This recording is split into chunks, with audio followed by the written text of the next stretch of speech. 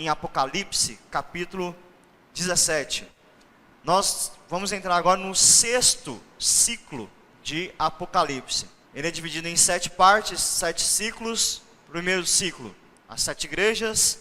O segundo, 7 selos. Terceiro, 7 trombetas. Quarto, o dragão e as bestas. O quinto selo, 7 taças da ira. E agora, o sexto ciclo, que a gente pode denominar a grande meretriz e a besta, a grande meretriz e a grande cidade. Várias questões, ou novamente aqui, eu vou falar da Babilônia, né? A queda da Babilônia. Então, qualquer título que nós possamos dar aqui, são esses personagens que irão aparecer nesse sexto ciclo. Lembrando sempre, meus irmãos, que os ciclos, eles transmitem sempre a mesma ideia, de que há o pecado, Deus mostra seu juízo sobre o pecado, mostra a sua preservação da igreja, a igreja é mantida em suas mãos, cuidada por Ele, dada a vitória à igreja por meio de Cristo Jesus. Todos os acontecimentos em Apocalipse derivam do próprio Cristo Jesus. Desde o quinto ciclo, o quinto e o sexto, o sétimo ciclo, a gente começa a focar mais, o livro foca mais na parte final do juízo, que de fato é o juízo final, a vinda do Senhor. É como se a era cristã, da ascensão de Cristo até a volta dele, o Apocalipse aborda tudo isso, mas agora nos últimos capítulos ele vai enfatizar mais a parte final, os dias finais. Mais específico, ele quer ressaltar o dia do juízo. O julgamento do Senhor, com toda certeza, vem. E esses capítulos agora, 17, 18 e 19, que fazem parte desse ciclo, vou mostrar aqui a descrição das forças da besta contra Deus, a besta que a gente já viu anteriormente. Apesar de ter toda a força, todo o poderio aqui, essa besta será derrotada no final. Vai aparecer a mulher, a grande meretriz, a grande prostituta, que é a grande tentadora, sedutora, mentirosa, a serviço de Satanás e da sua besta. E essa mulher vai ser apresentada aqui, no capítulo 18, como uma grande cidade, a Babilônia. Nós vamos entender um pouco melhor sobre isso, mas é tudo o que se move contra Deus. É todo mundo hostil a Deus, todo mundo anticristão diante do Senhor, e tudo isso será derrotado. Mas antes da derrota, o que Apocalipse vai nos mostrar aqui é um quadro medonho, um quadro assustador, de um levante contra Deus, contra o povo de Deus. Novamente nós vamos ver aqui o sangue dos mártires, autoridade, poder de Satanás sobre os governantes do mundo. Mas também veremos o Senhor, mais uma vez, sendo vencedor sobre todos esses inimigos, e a sua igreja sendo preservada até o fim. Vamos tentar aqui hoje ver o capítulo 17 e o capítulo 18.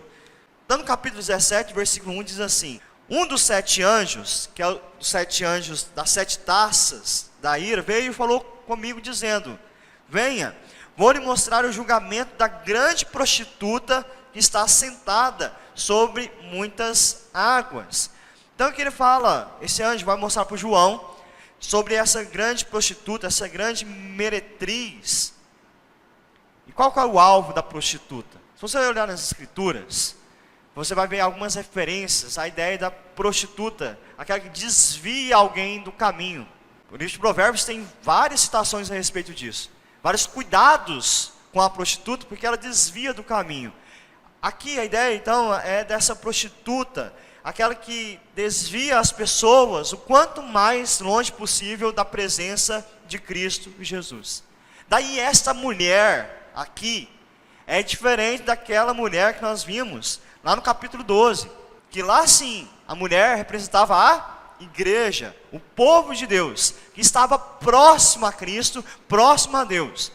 Aqui é uma oposição. A gente vai ver algumas comparações aqui, que é justamente o oposto. É a tentativa de afastar as pessoas de todos os lugares da presença de Cristo Jesus. Daí a ideia sobre as águas. Lá na frente vai explicar isso, mas já adiantando, sobre as águas representa todos os povos, multidões, nações. É o poder sedutor de Satanás sobre a terra.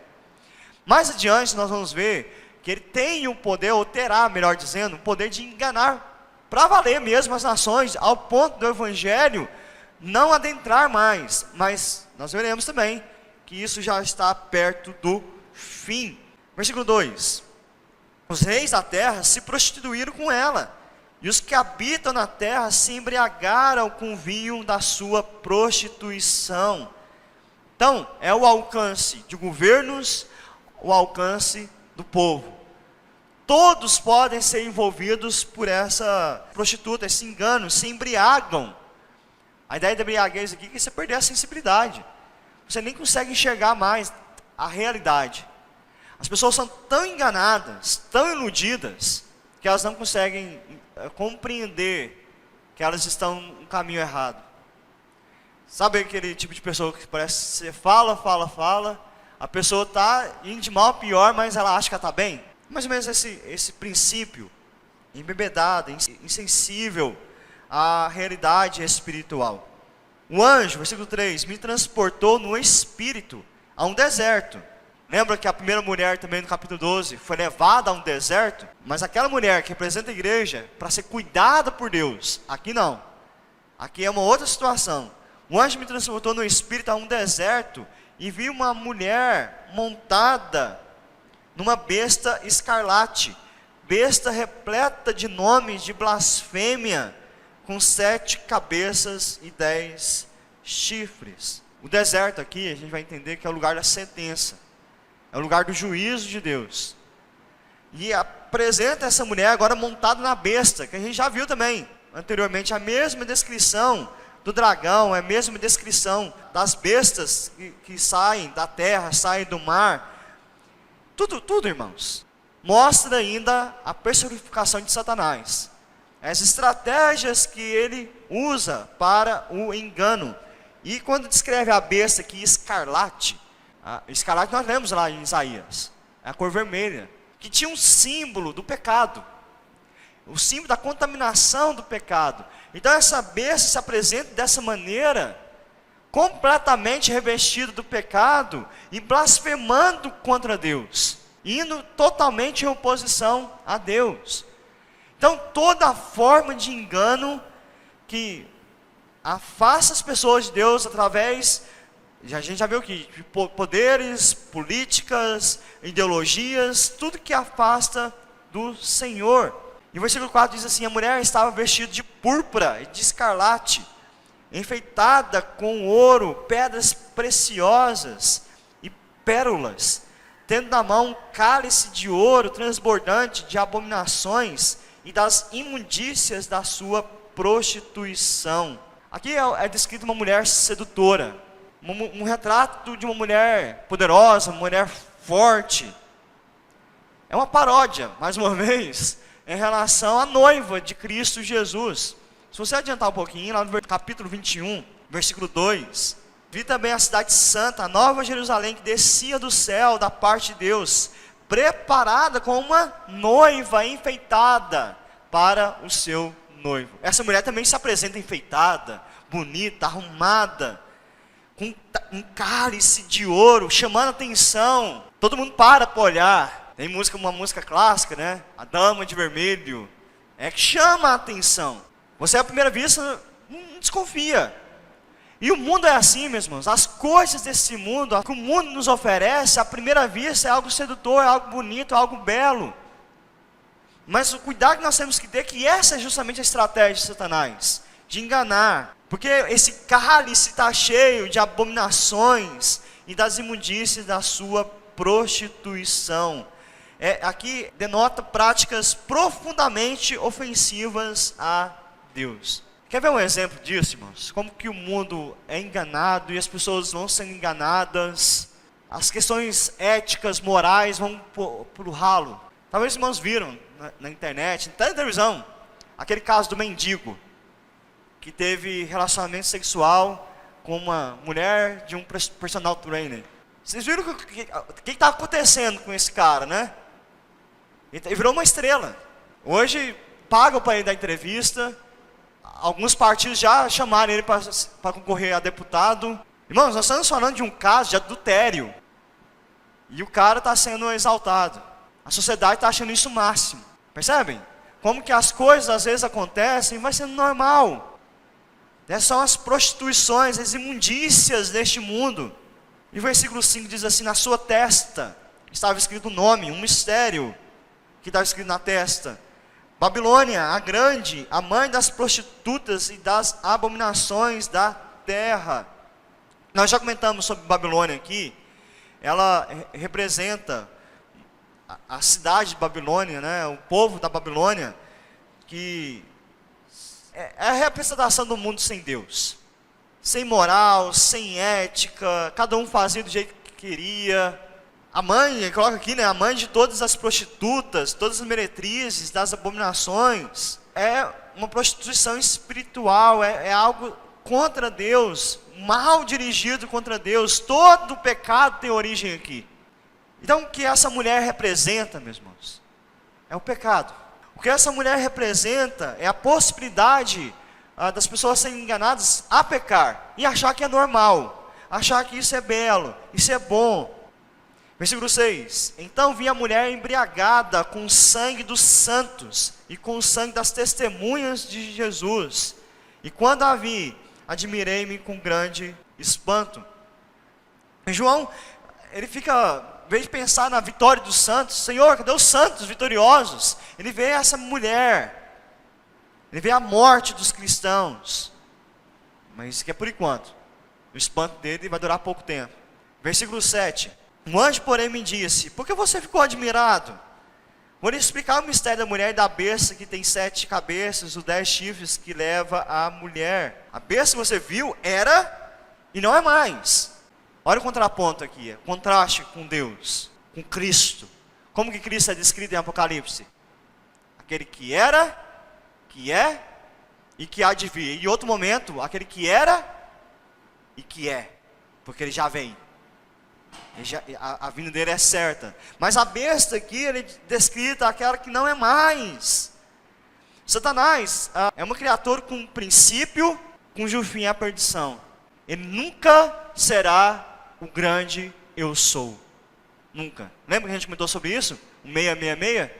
Nunca será como Deus. Nunca será como Cristo. Mesmo que ele tente se colocar na posição de Cristo, nunca será equivalente a Cristo Jesus. Essa besta que viu, era e não é mais, está para emergir do abismo e caminha para a destruição. Mesmo que ela se levante com toda a sua força, é interessante isso. Parece que quando Satanás vai ser mais forte sobre essa terra, quando Satanás parece que vai ter mais poder, mais domínio sobre a terra, vai enganar mais pessoas, é justamente onde vai vir a queda dele. Onde vai vir a derrota de Satanás. Quando o mal parecer vitorioso, é que vai vir a queda. A gente já viu isso anteriormente. Quando a gente viu a questão das 2 testemunhas. Parece que o mal venceu. Mas é isso aí que vem a queda verdadeira de Satanás. O que vai nos mostrar aqui, na continuidade do versículo 8, é algo importante, meus irmãos. E aqueles que habitam sobre a terra, cujos nomes não foram escritos no livro da vida, desde a fundação do mundo, se admirarão, vendo a besta que era e não é mais, mas tornará a aparecer. Então, o mundo vai se admirar das forças de Satanás, a força do mal, a força da grande meretriz, da grande prostituta, mas vai ter o fim. Ela não vai durar. Ela não vai durar, esse poder não vai durar. Mas uma coisa que chama atenção também, é que essa força anticristã, ela não afeta o povo de Deus, os eleitos de Deus. Em qual sentido? Da salvação. Ela não tem esse poder de enganar os eleitos de Deus. Não tem. O próprio Jesus alertou sobre isso. Talvez se estendesse o tempo, Jesus falou, poderia até enganar, mas Deus reduziu o tempo de ação, para que os eleitos de Deus jamais pudessem ser enganados. Então, o anticristo para nós, meus irmãos, não é motivo de medo, no aspecto salvífico. Ele não é uma ameaça quanto à nossa eternidade. É uma ameaça aqui na terra, nas dificuldades que não podemos enfrentar, perseguições que não vamos enfrentar, tentações que vamos enfrentar. Mas questão de salvação, ele não é uma ameaça. Versículo 9. Aqui está a mente que tem sabedoria, que são dos cristãos, né? As 7 cabeças são os 7 montes, nos quais a mulher está sentada. São também 7 reis. Aqui vai dar a ideia, então, da representação desses montes de reinos, poderes, contra o povo de Deus. Em certo aspecto, João vai olhar para o passado agora, e para o presente e também para o futuro. Porque diz assim, versículo 10, dos quais, dos 7, 5 caíram. 5 desses montes, 5 desses reis, 5 desses povos contra Deus já caíram. Se a gente olhar na história do povo de Deus, por exemplo, Babilônia Antiga, a Assíria, a Nova Babilônia e o Império Medo-Pérsia e o Império Grego da Macedônia, foram 5 impérios contra o povo de Deus que caíram, já não existiam mais. 5 poderes hostis à palavra de Deus que foram derrubados. João, ele estava vivenciando que ele diz aqui, existe, versículo 10, os 5 caíram, existe, que era o Império Romano, era o contexto do Império Romano, também hostil contra a palavra de Deus, era o império durante a vida de João, e aí ele fala que tem outro que não chegou, e quando chegar tem de durar pouco tempo. A questão é, qual é esse outro império que está para surgir contra Deus? Será que vai ter uma grande nação ainda que vai surgir se opondo a Deus? Na verdade, a ideia, meus irmãos, se a gente até pegar pelo durar pouco, esse 7º império, é tudo que vem depois de Roma. Todas as forças, todos os governos depois de Roma. Porque a gente tem visto isso. Quando ele usa o termo durar pouco, ele está falando da era cristã. É pouco tempo vai durar a era cristã. Passou, mas tem 2000 anos. Mas a gente sempre fala, perto da eternidade, 2000 anos não é nada.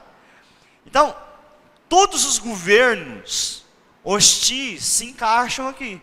Não necessariamente vai existir um grande governo mundial contra o povo de Deus. Porque em todas as eras sempre há governos assim.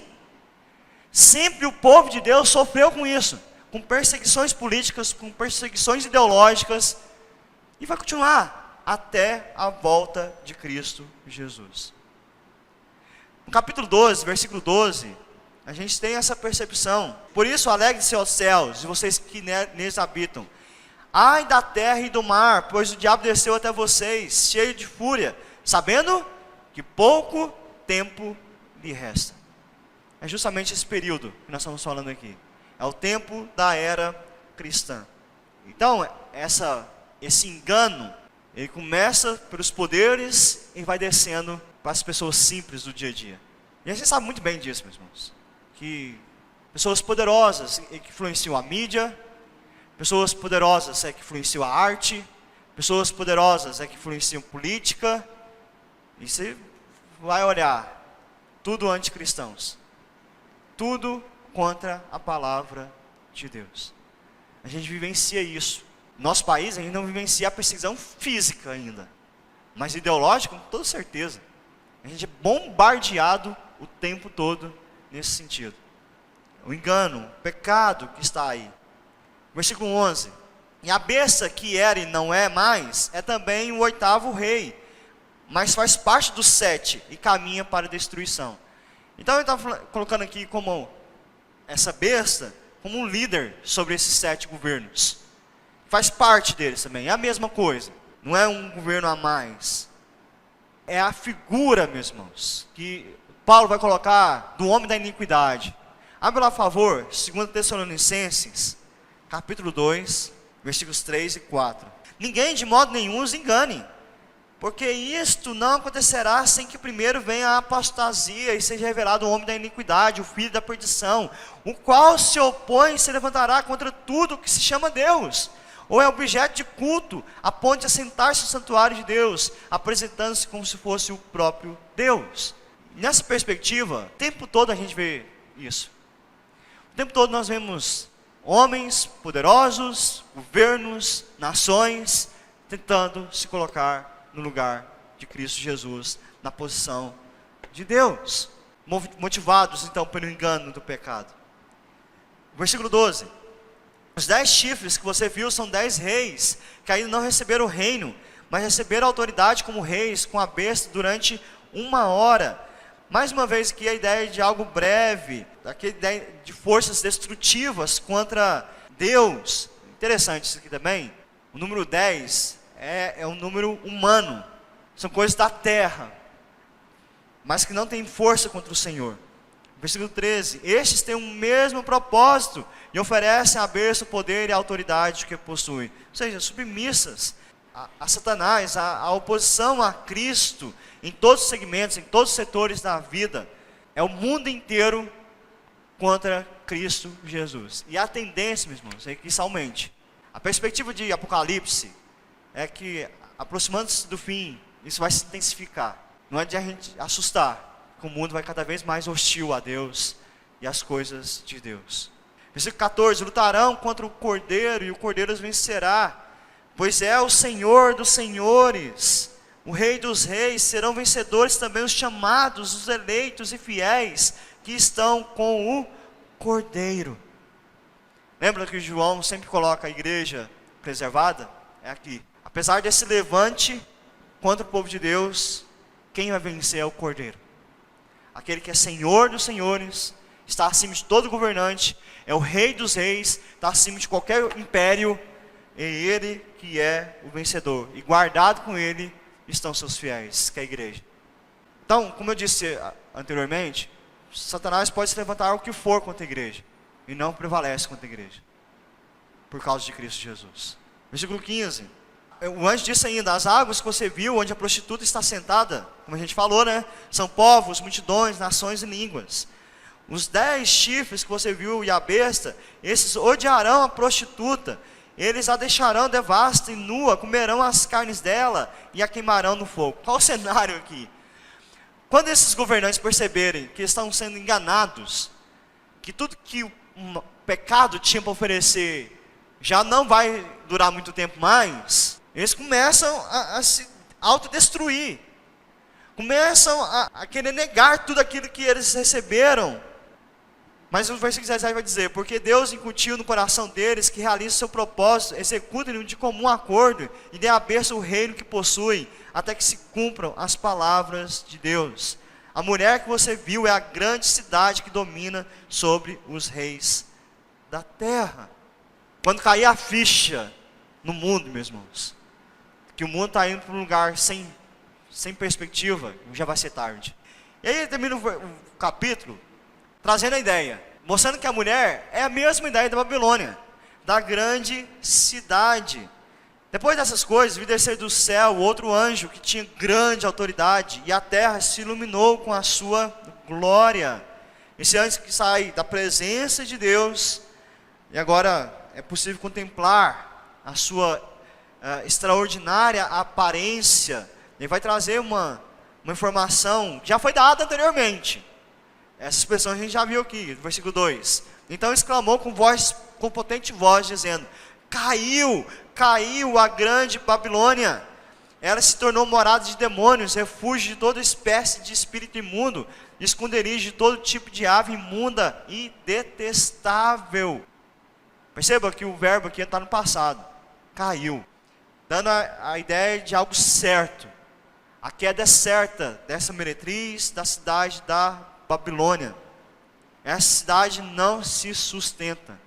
Interessante, tem uma série da Marvel, né, dos Vingadores, que existe uma personagem que ela domina uma cidade. Ela é a própria cidade. E o nome dessa personagem, vai aparecer agora no próximo filme, que vai ter da Marvel, é Feiticeira Escarlate. Interessante isso. Ela se apresenta como uma mulher que domina uma cidade, que engana uma cidade toda. Ela representa a própria cidade, né? Na série, a cidade cai. Ela é destituída dessa cidade. Porque aqui, mais uma vez, a Babilônia, aquela que engana, aquele que se levanta contra Deus, vai cair. Vai se tornar só um lugar de prisão dos espíritos imundos. Um lugar só da morada dos demônios. Um lugar detestável, como o próprio texto coloca aqui. Versículo 3, pois todas as nações beberam do vinho do furor da sua prostituição, com ela se prostituíram os reis da terra, também os mercadores da terra se enriqueceram à custa da sua luxúria. A ideia da cidade grande aqui, né? Cidade cosmopolita, que seduz, que traz pessoas de todo lugar, que dá a ideia de riquezas. A cidade grande tem esse princípio, lugar de riquezas. Não é à toa que muitos migram da sequidão do Nordeste, por exemplo, e vão para uma grande cidade, como São Paulo, porque a perspectiva da grande cidade que oferece muitas oportunidades. O mundo é isso, meus irmãos. O mundo te oferece muitas oportunidades. Aproveite, vá atrás do seu sonho. O mundo vai te possibilitar isso. Então isso motiva no coração das pessoas a ganância, a exploração, o egoísmo. E não se enganem. Alguns vão olhar e falar, está vendo, pastor, isso é o capitalismo. Isso não é capitalismo. Não existia nem capitalismo nessa época. Não é o capitalismo, é o coração humano. Seja o sistema político, econômico que for instituído nessa terra, todos caminharão para o mesmo rumo. A ganância, o egoísmo e a exploração. Todos. Porque é o coração humano que está ali, é o pecado que está ali. Então não são sistemas de governo, não são nada disso. É o pecado. Em qualquer sistema, o pecado estará presente. Versículo 4. Ouvi outra voz do céu dizendo, saiam dela, povo meu, para que vocês não sejam cúmplices em seus pecados, e para que os flagelos não caiam sobre vocês. Que flagelos é esse? A ira de Deus. Então saiam desse mundo, não se envolvam com isso, e Deus vai nos tirar desse mundo, desse julgamento, para que nós não participemos dessa ira do Senhor, porque os pecados dela se acumularam até o céu, e Deus se lembrou das injustiças que ela praticou. Os pecados cometidos estão sempre diante dos olhos de Deus, meus irmãos, não tem como esconder. O mundo acha que Deus não está se portando, mas Ele sabe de todas as coisas. E aqui, a gente já comentou sobre isso, mostra o esgotamento da longanimidade de Deus. Ele tem um ânimo longo, mas um ânimo que acaba. Deus não é longânimo eternamente, sem fim. Uma hora a paciência dele acaba, e vai acabar, e a ira dele virá, e vai ser compelido a agir contra o pecado.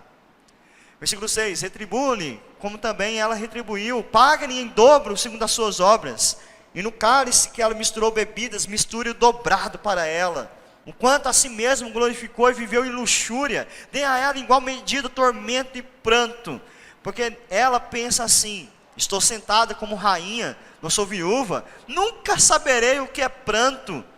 Por isso em um só dia sobrevirão seus flagelos, morte, pranto e fome, e será queimado do fogo, porque poderoso é o Senhor Deus, que a julga.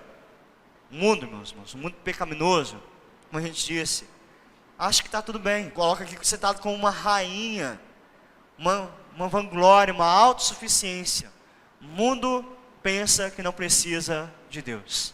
O mundo pensa que precisa da tecnologia, precisa das riquezas, precisa da natureza sendo preservada, mas não reconhece que precisa de Deus. E ela quer ocupar o trono.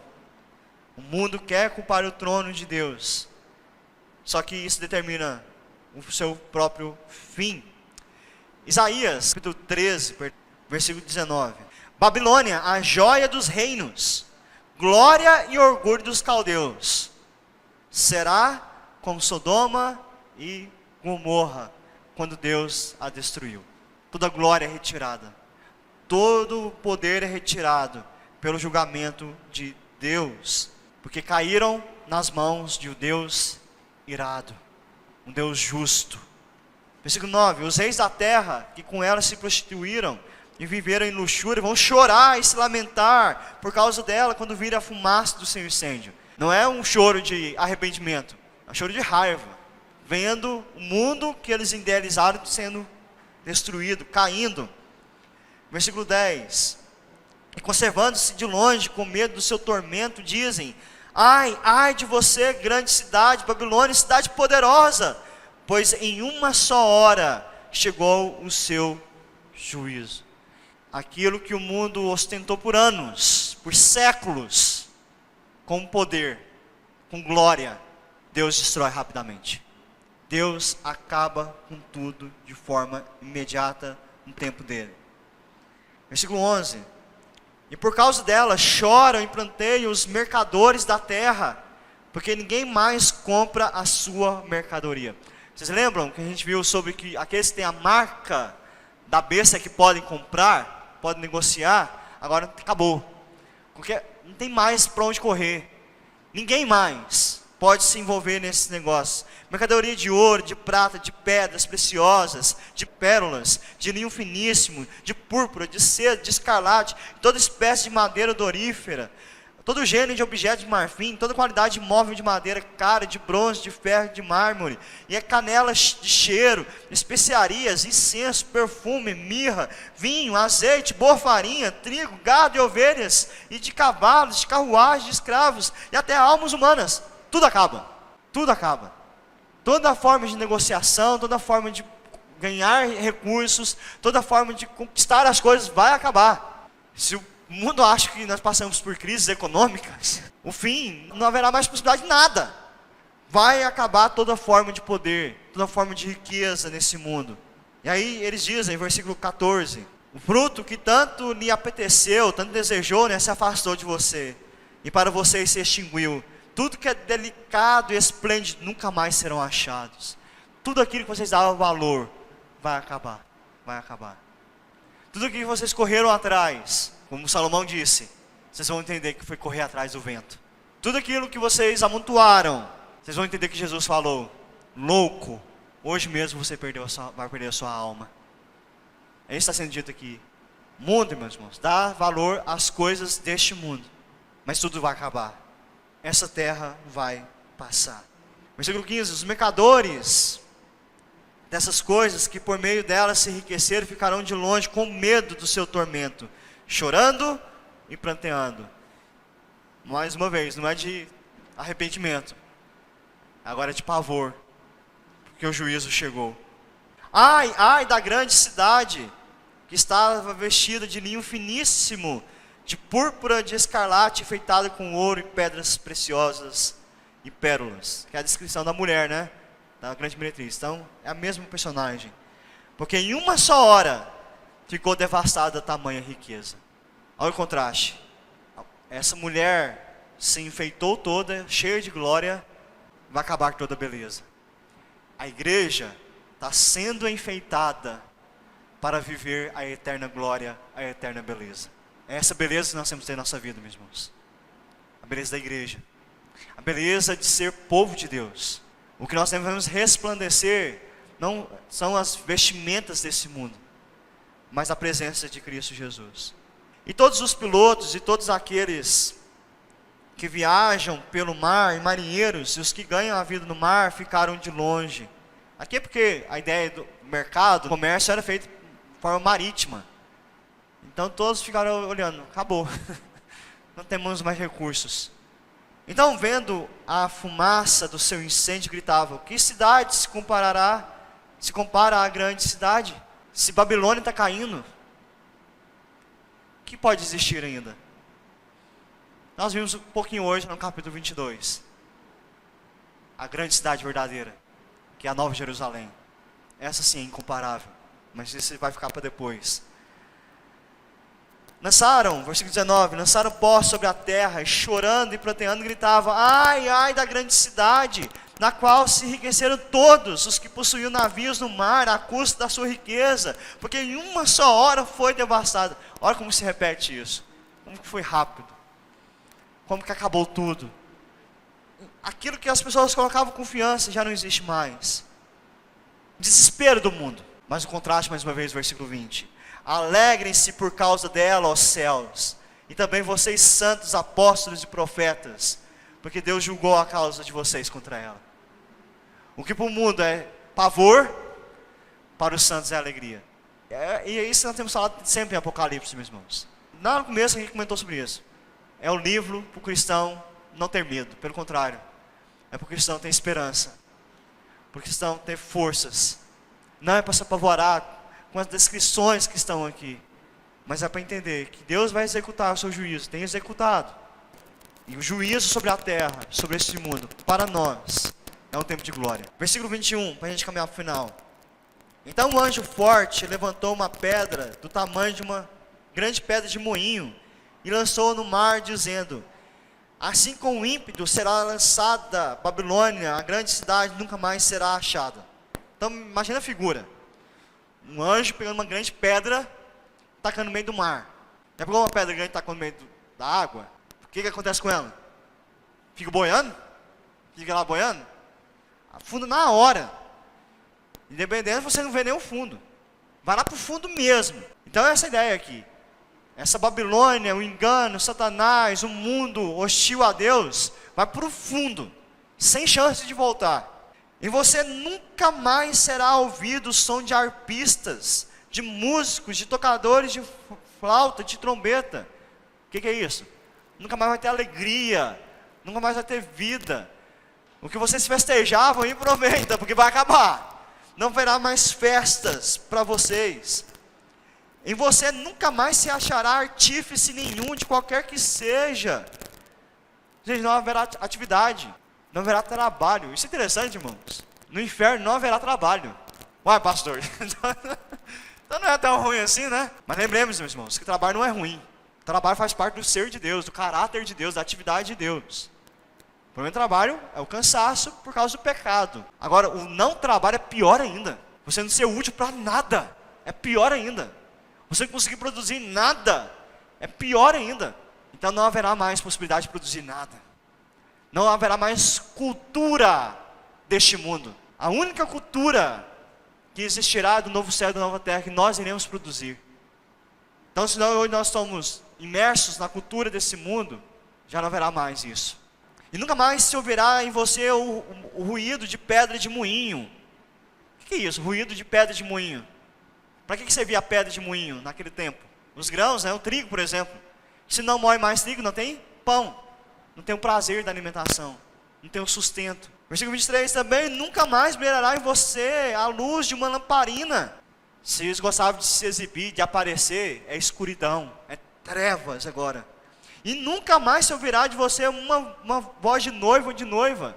O que é a voz de noivo e de noivo, meus irmãos?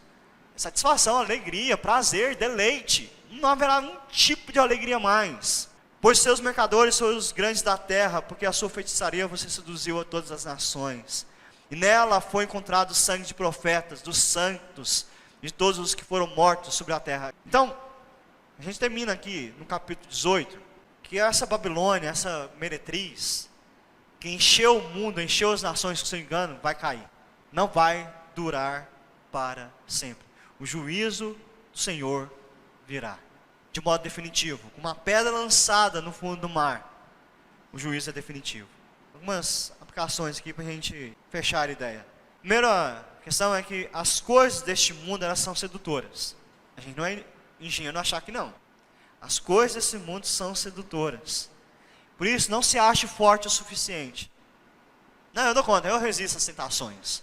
Tanto que a gente tem que orar. Senhor, não me deixe cair em tentação. Não me deixe. O mundo vai te tentar, Satanás vai te tentar, de diversas maneiras. Todos os dias nós somos como ovelhas, levados a matadouro. Todos os dias. Então, dependamos do Espírito Santo de Deus em nós. Busquemos a presença de Deus. Busquemos viver de fato diante do Cordeiro de Deus. Segunda questão, as forças desse mundo são poderosas. Não é possível lutar e achar que nós iremos mudar esse mundo, meus irmãos. O papel da igreja não é esse. O papel da igreja é ser luz, sal, mas não vamos mudar o mundo. Isso pertence a Deus. O que cabe a nós, irmãos, é cada um fazer a sua parte nessa terra. Ser representante do Senhor, ser embaixador de Cristo aqui. E por fim, os prazeres deste mundo terão fim. Então, aproveitar a vida sem Deus é, na verdade, começar a sofrer a morte eterna. O verdadeiro aproveitar da vida é diante do Senhor, porque isso é aproveitar a eternidade, aproveitar a vida eterna.